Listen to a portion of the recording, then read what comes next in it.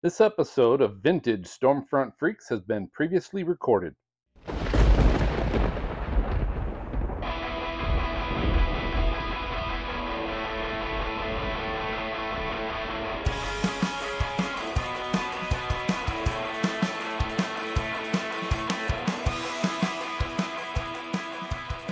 I would love to. All right, Rick is actually one of the very few and the very proud meteorologists who have actually received his degree from the very short-lived meteorology program at the University of Memphis. And while he was attending, he went from a student volunteer to a full-time meteorologist or Met intern at his hometown National Weather Service office in Memphis. And then in '97, he actually moved to Tulsa, Oklahoma, as he was a forecaster there. Then 2 years later, he accepted a job in Fort Worth at the National Weather Service Southern Regional Headquarters. And then in 2002, Rick was actually selected to be the WCM, or the Warning Coordinator Meteorologist, at National Weather Service in Norman, Oklahoma. And this, his dream job. So awesome. And he's actually been there ever since. He's also a co-host of the WeatherBrains podcast. Now, Rick, it sounds like a fantastic, job for you. I know it's so important to have that job that you love. Some of us out here, though, may not know exactly what a WCM does. So if you could just maybe quickly, tell us a little bit about your job. Yeah, absolutely. The Warning Coordination Meteorologist, or WCM, is essentially, it's like the sales and marketing arm of the Weather Service, the public relations arm. We do all the external affairs. So we kind of interact with everybody outside the office, whether it's emergency managers, public safety agencies, the TV meteorologists, radio stations, storm chasers, storm spotters, the public.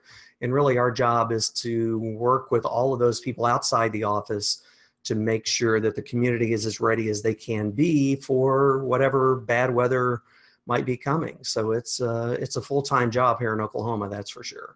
Mm-hmm. Hi, how'd you kill, or who killed the department at the University of Memphis? How'd that happen? Gosh, it was just kind of thrown together with duct tape and baling wire there. And actually, there's a few people in the Weather Service that got their degrees from there. There's a forecaster in Nashville, I think, that got his degree there, a forecaster in New Orleans. There's a meteorologist at FedEx that actually graduated from there. So it just kind of came together for a short time. I know there's talk about getting it back together, but it was just a real small program. And thankfully, I was able to and get the job I liked or loved and always wanted to have. So it if you believe in fate and things like that, it kind of worked out for me at least. So I'm happy that it happened. You could bring it back. You could be the guy. Yeah, I don't know about that. I don't know if I'm that smart. But, So Rick, give us a little background. What got you into weather? Have you been interested in weather since you were a kid? Give us kind of your backstory. Yeah, the backstory is I've been interested in weather as long as I can remember. Sitting on my bookshelf in my office is something my wife found in a box of old stuff. It's a weather forecast I drew and wrote when I was in first grade. I think it says today the weather is sunny and fair, or good and fair, or something like that. So as long as I can remember, I've been into weather. I've been obsessed with it, and my backstory doesn't really I don't know of an event that really sparked it. A lot of people have a story where it was a blizzard or a tornado or a hurricane.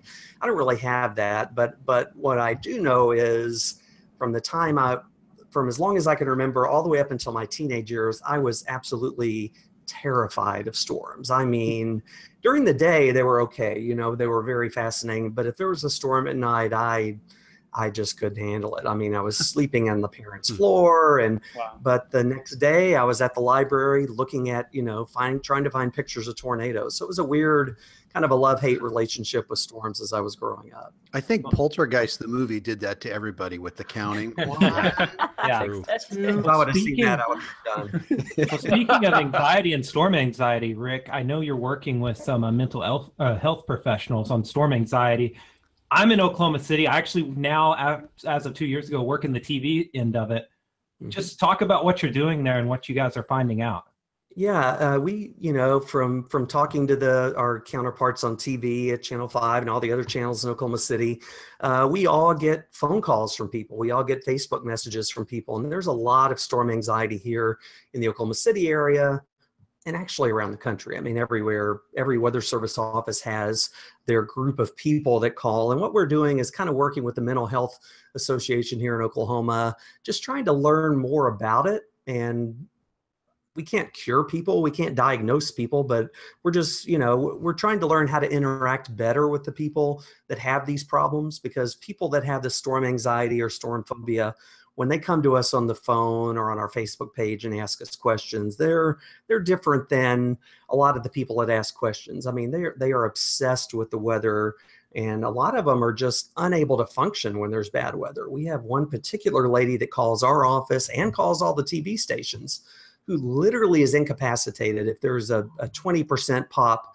in the 7-day forecast. Wow. It's sad. And I grew up with that myself, so I kind of have a lot of empathy for those people. And again, it's not our job to, to fix them or diagnose them or anything, but I think just being more sensitive to that. So we're working with the Mental Health Association to study that. And what we did recently, we did a little survey on our Facebook page to ask people, okay, if you've got anxiety, specifically, what is it exactly that you're afraid of? What is it about storms that makes you so fearful? And we got some amazing feedback. And what we're doing now is trying to take that feedback and develop a web page. So, we can address some of those fears that people have and give them some practical advice of what they can actually do about it. Instead of just saying, well, have a kid and be informed and be ready for storms.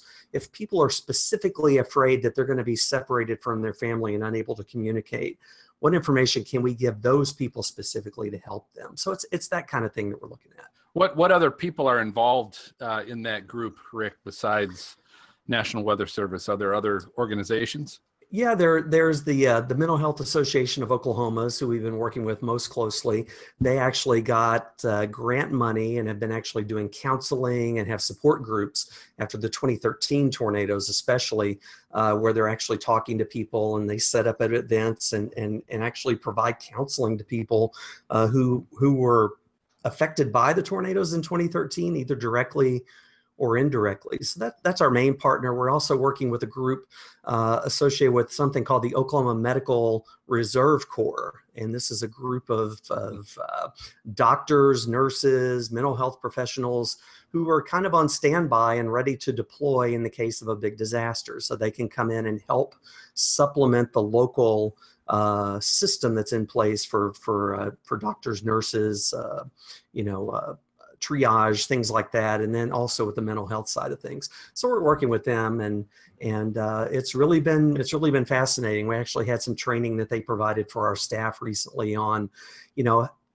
what kinds of things that we could do to better deal with those phone callers that we get, for example, listening skills, and just, trying to be as patient as possible. It's not always easy when they call every 15 minutes, but I feel for them.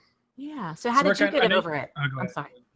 Sorry, Kim, go ahead. How did you get over it? I mean, how did, Gosh, I don't really know. I mean, it was just like all the time I was terrified of storms. I was also fascinated with them. So like I said, I was, covering my ears at night and hoping not to hear anything. And then during the day, I'm devouring every piece of weather information I can find. At some point, the switch just flipped. And then I'm probably in my teenage years sometime it just became the fascination, and the curiosity really took over. And it just, I don't know, it seems like it was almost overnight. And since then, that's where it's been. Now, I will admit that after living here in Oklahoma since 2002, and after my house was actually hit by an EF0, EF1 tornado in 2015, and after we've had to replace the roof 3 times while I'm at work and my family's going in the shelter, it's coming back a little bit. It's a little bit different now, but the anxiety is not completely gone. It's kind of more of a dread, Oh gosh, here we go again. Do you guys have windows in your office, so when you got storms coming in that you're trying to keep an eye on? Are there windows, or are you enclosed and you're just looking at radar? We actually do, contrary to popular belief, weather service meteorologists do actually look out the window, and yeah, so Because I know some don't. I know some offices don't have a lot of windows. You're right. You're right. And we're in the National Weather Center building, and really, when you look out of our windows, it's like you're on the ground floor. And we have a west view, but unfortunately, we have a west view of a bunch of trees. We couldn't get the cushy real estate up on the 5th floor of the building, unfortunately. But yeah, we got windows, and we're watching, and we've had experiences in the building with storms for sure. So you have a west view with trees blocking it at the Weather Service, which is like the perfect storm. Yeah. Particularly, all of a sudden, it was right in front of us. Yeah. Go ahead. What's the youngest age of callers that you guys get that have that anxiety? Gosh, it's hard to know. The phone callers are really limited to a smaller group now. To get more people on there. One of the callers in particular, I think, is probably a person that had a family member who was directly impacted by the May 3rd, 99 tornadoes. So we don't really hear from a lot of kids. Of course, on Facebook, it's hard to know. Like I said, we interact a lot more via Facebook messages, where they're just talking directly to us one-on-one. And so it's hard to know for sure. But I think it probably spans all ages. And one of the things we do know for sure is, if you remember back to 2013, the tornadoes that affected our area, May 20th, schools got, or there were 3 or 4 schools that got hit: Briarwood Elementary, Plaza Tower Elementary, one of the junior highs, and more. And there's a whole generation of students that were either at those schools or affiliated with those schools who now have this issue. And we've actually worked with them. We've actually provided tours for them at the recommendation of their counselors. And a lot of these kids still from 2013 are going to routine counseling to help them get over this. I mean, these were the kids that were buried in the concrete and the rubble that you saw the pictures of being pulled out. And one of the coolest is not the real word, but one of the things I was most honored to be able to do is to host a tour for a lot of those children from Briarwood a couple of years ago, where they came out, the entire 3rd grade class came out, and they spent half a day with us, and we had some weather activities. And really what the counselors tell us is it does help. It does seem to help when we can show them and tell them, hey, look, we know you're afraid of storms. We were afraid of storms too, but look at this army of people that's here. You were in the best place in the world as far as weather information. You got people like Chris who are out there watching the storms. You've got all these radars. You've got all these researchers. And the feedback that we get after those visits is from the parents is that it seemed to help. So that's one of the coolest things I've been able to do. Yeah, made them feel more safe. Yeah. Oh, that's awesome. Yeah. Yeah. So Rick, I'm going to kind of switch gears a little bit. So I know you kind of talked earlier about, what you do, but let's pick a day, say May 20th, 2013. What would a typical day like that, you get up and you go into work, and then what do you do?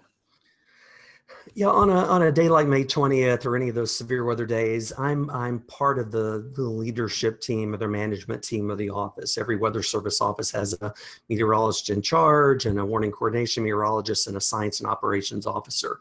We're kind of the core management team, along with a couple of others in the office. And really one of our main jobs, or my main jobs on a day like that, is helping to kind of help steer the ship in the right direction.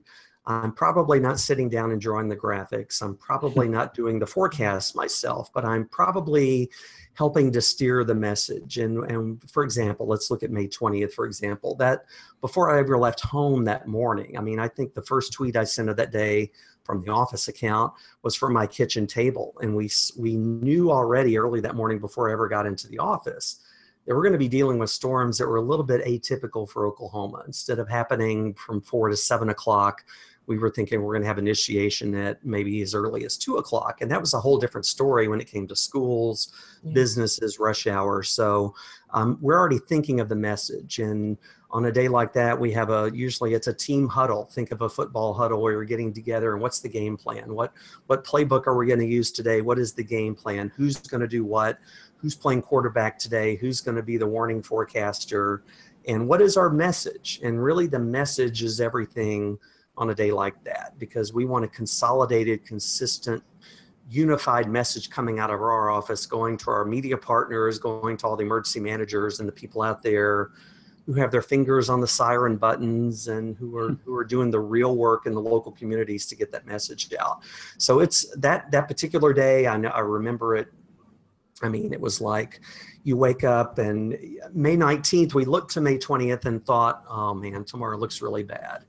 And when you wake up on the morning, you're thinking, please let it be very cloudy. Please let it be raining. Please let it be something. And you look out and you got south winds at 15 to 20 and the dew points are high and it's already in the 80s. And you're like, crap, we're going to have to do this today. Something bad's going to happen somewhere. And really, it's just really getting in there. And my job is to kind of help lead the team or help guide the team and do whatever is needed. So whether it's social media, whether it's briefing emergency managers, whatever needs to be done, I'm kind of there to help with that. Rick, do you ever get any pushback from anyone that not necessarily your team, because you have, you come to a consensus. Do you get any pushback from managers saying, we think something different in terms of forecast differences?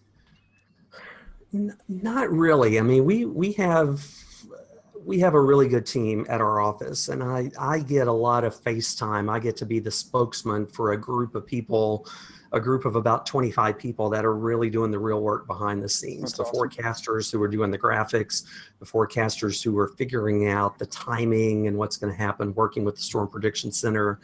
So no, really, I'm really lucky to work with a boss, David Andrew, who's our meteorologist in charge, who is, he's been here forever and he's seen it all. He's the guy that came up with the tornado emergency wording on May 3rd, 99. That's where that originated in his brain. And so we're really lucky That's cool. to have a good team. It's not always perfect, but yeah, I mean, we're usually able to come to a consensus. And on a day like May 20th or May 31st of 2013,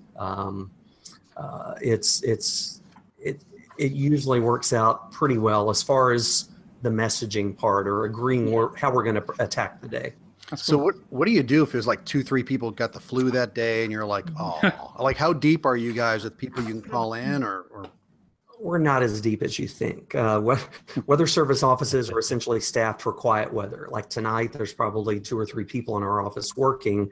If there was severe weather tonight, I might be in the office working, or my boss might be. People come in early, stay late, come in on their days off, just like a lot of TV stations or emergency operations centers or amateur radio people that come in and help. So we've had situations like that, and we've had situations where we get day after day after day of severe weather. 2015 was a prime example of that, where we saw multiple episodes of severe weather, and a lot of our staff's houses got hit by storms on May 6th and May 8th. And I tell you, that adds a whole level of stress, leaving home saying, yeah, honey, I know the windows are broken and I know you had to take shelter twice already this week, but I have to go to work again for 16 hours. And that's just, I'm not whining. It's part of the job, but it's hard. It's tough. It's hard. You've been part of the National Weather Service, the government, since day one. I guess just give us a brief idea of what of the changes, what have you seen within the National Weather Service since you've started that might give you an idea of the future of the National Weather Service and the individual field offices, and where do you see that kind of going based on your experience? Well, there's been a lot of changes. There's been technological changes with the radars, and certainly just look at GOES 16 that just came online, and all the technology has really come a long way. But really the philosophy of the Weather Service, our mission has always been to provide information to help people, to help save lives and protect property the best we can, and to work with our partners in the media, public safety, emergency management. We can't do this alone. So that hasn't changed. What has changed is we are starting to finally see that we can't talk in all capital letters, like we're talking to other scientists all the time. I mean, the people that we're communicating with are not meteorologists, and the people that we're communicating with in the emergency management profession, while they may be very knowledgeable about weather, they need a different type of information from us. So one of the big changes we're seeing is this shift toward what the Weather Service is calling decision support services, where we are not just blasting information in all capital letters in a one-way broadcast to people, but we're having more of a dialogue with people, and we're listening more through social media is a big part of that, but we're also learning how to speak English, learning how to speak like a normal person and communicate. I mean, you guys that have been on television, you're way ahead of us on this, but I tell you, it's a struggle for some in the Weather Service. A lot of meteorologists, you know, I got a degree to forecast, and I'm used to sitting in front of this workstation for 8 hours and doing the best possible forecast I can. And I'm not really interested in doing a Skype interview with Weather Nation or the Weather Channel, or I'm not really interested in talking to all these high schools that are calling, asking about the lightning. But that's how it's evolving. That's our job. It's always been our job, but it's really becoming more at the forefront of our job now. All right, well, let's do this, Rick. How can people follow you on social media? Well, the best way is on Twitter. I'm really the most active there. It's just OUNWCM, and that's the best way. I have a Facebook page that I set up. Honestly, I'm not really on there that much. I'm a much bigger fan of Twitter, so that's really the best way to get me. Welcome to Outbreak, a new live stream format brought to you by the Stormfront Freaks podcast, hosted by me, meteorologist Brady Harris, also known as Stormcat 5. We'll go live on days of extreme weather with the goal of keeping you safe, informed, and entertained. The only question that remains is, are you ready for the outbreak?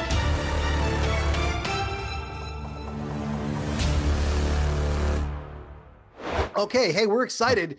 We don't have we have a, or no, we don't just have a, we have the Bill Murray, the original Bill Murray, right?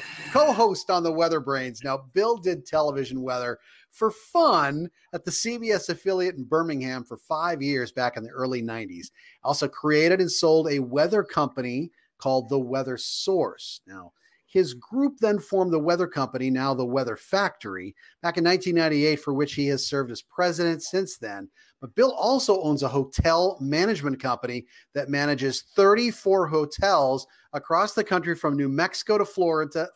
He'll guarantee if you stay there in hurricane season, you'll never be hit by a hurricane, just to let you know.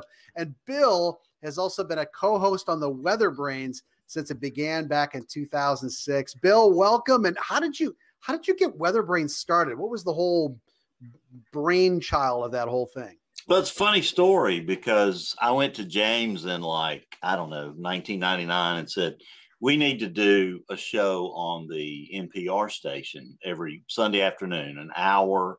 We'll go and, we'll have all these great guests on the show, and, it'll be an hour long and blah, blah, blah.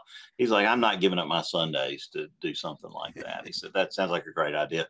But then in 2003, he called up and said, these things called podcasts. I want to do a podcast called WeatherBrains. And so, Span's behind something, it's going to work. We've done that show every single week for 800 weeks now. And wow. he's the driving force behind it. This Monday night will be our 800th episode. Wow. That's amazing. We've never missed a single show. We've moved some, for vacations to, the week, off week and that sort of stuff. But he's the driving force. It started out with a great producer and host, David Black, who worked with James at Channel 13 back in the 70s and early 80s before he went to Dallas.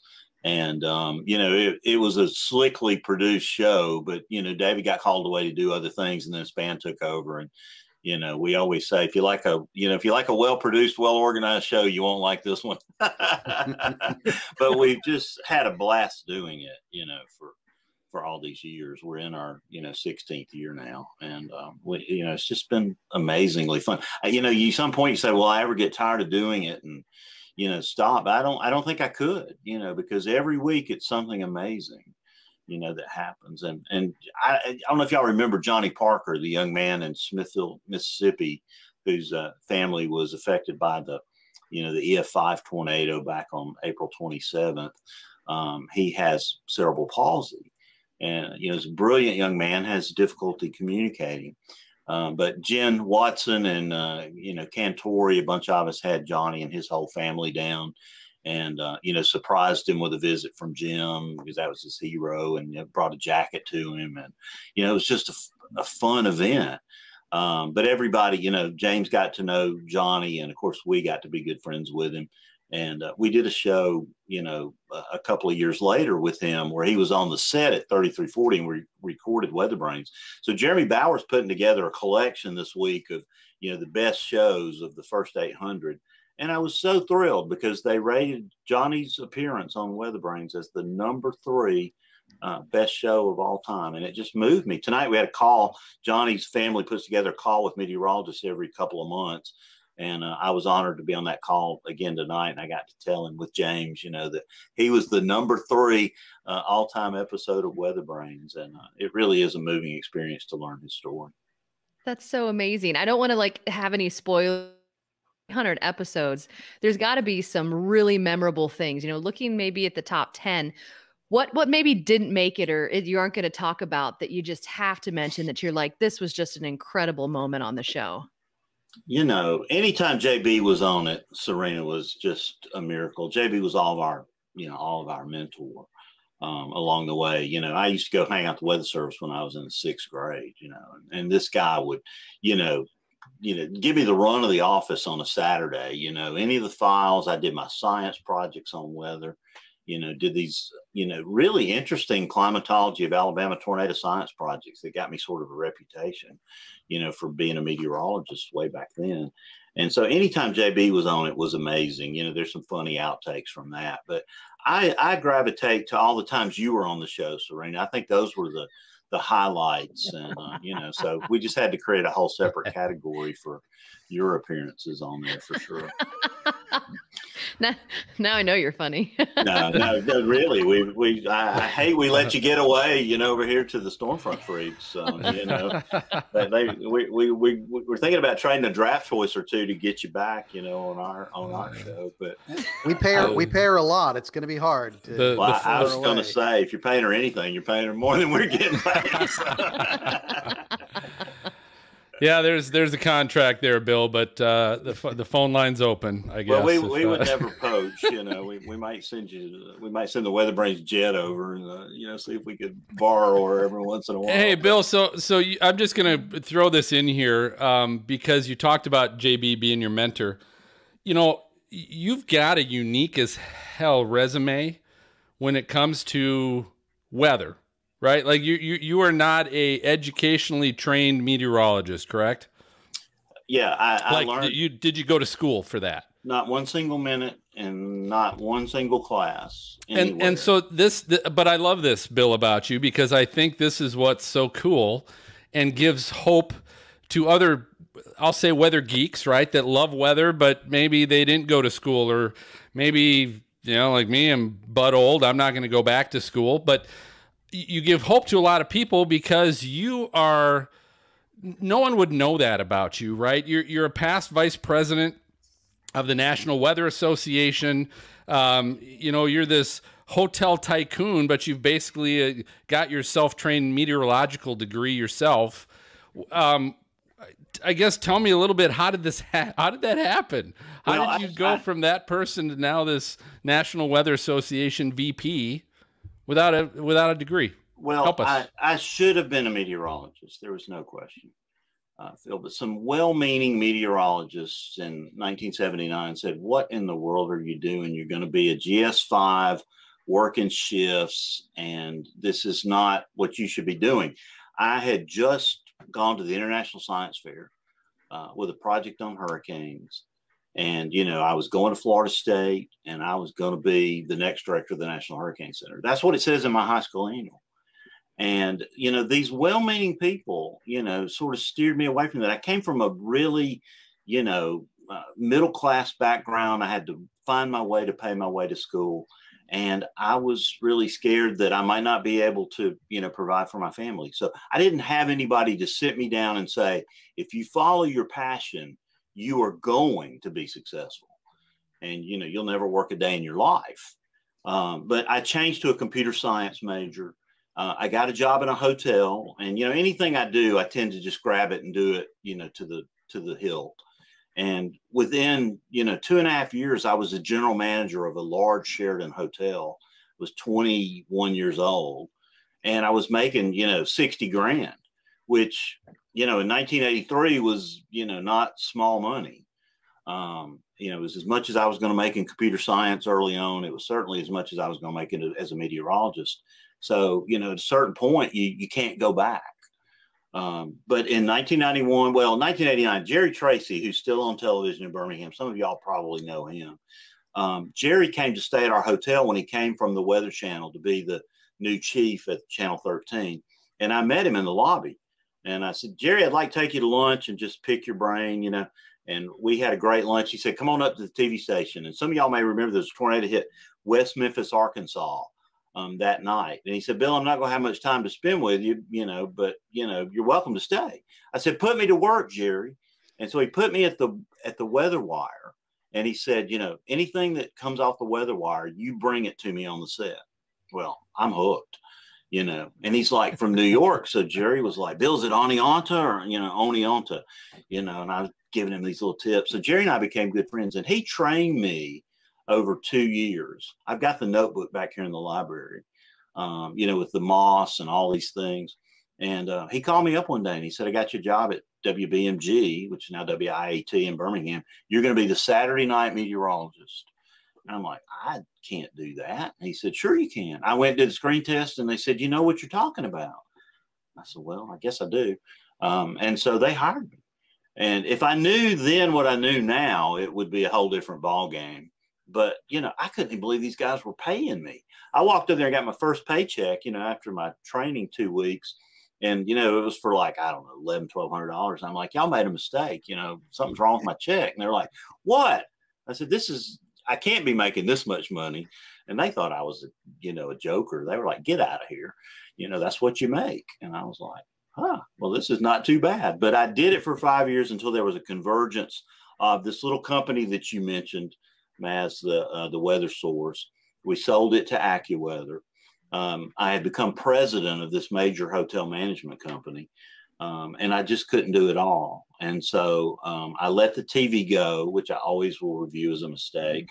And you know, James and I formed what was the Weather Company at that time. You know, IBM came along and bought the name a few years later. But, you know, I love what I'm doing. I'm having a ball. I couldn't be happier with how my life turned out. And, you know, so you asked the question, how did I get that to that point? You know, we went after the NWA annual meeting in Birmingham in 2011.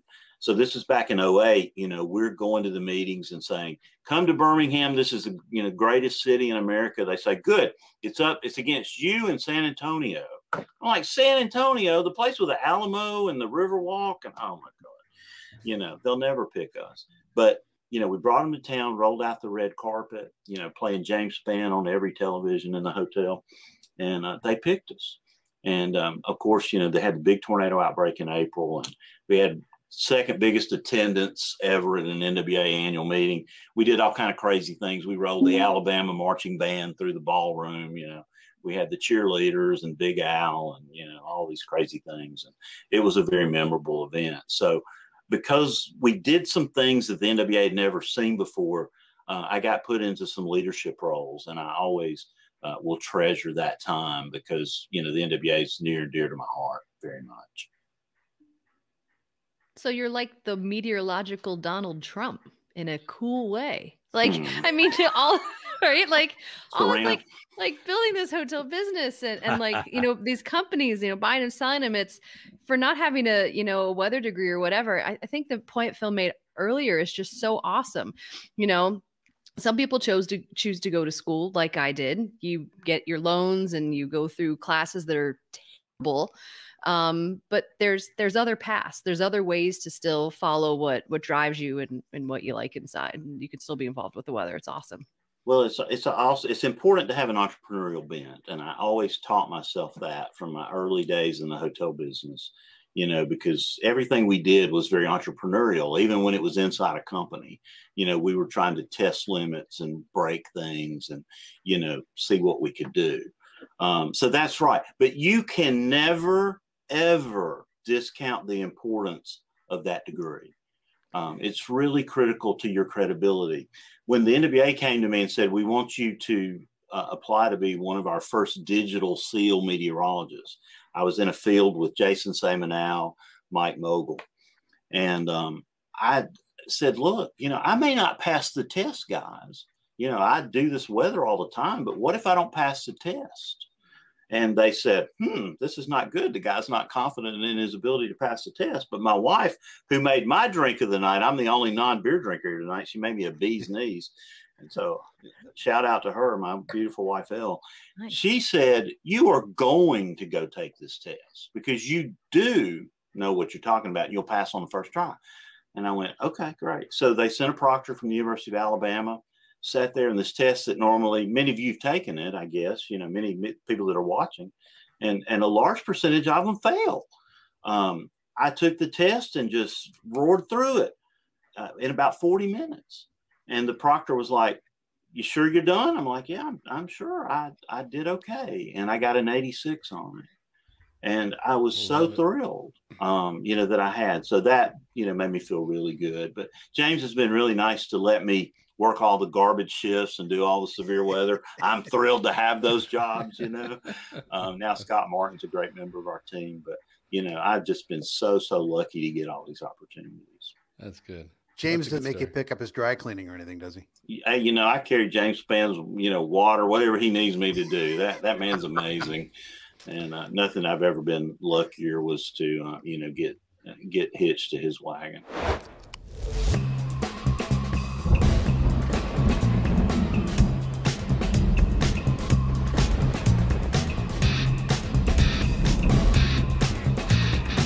Thank you for tuning in to the Stormfront Freaks podcast. You can watch our bi-weekly show live on youtube.com/stormfrontfreaks and download the audio version on your favorite podcast player. For links to our Patreon team of exclusive benefits, show notes, past shows, new videos, merchandise, and more, visit our website at stormfrontfreaks.com. While you're there, check out our interactive chaser radar from our friends at zoomradar.com. If you'd like to contact us with questions or make comments about the show, shoot us an email to questions@stormfrontfreaks.com or follow us on Twitter, Facebook, Instagram, or TikTok. Search for Stormfront Freaks. We'd love to hear from you.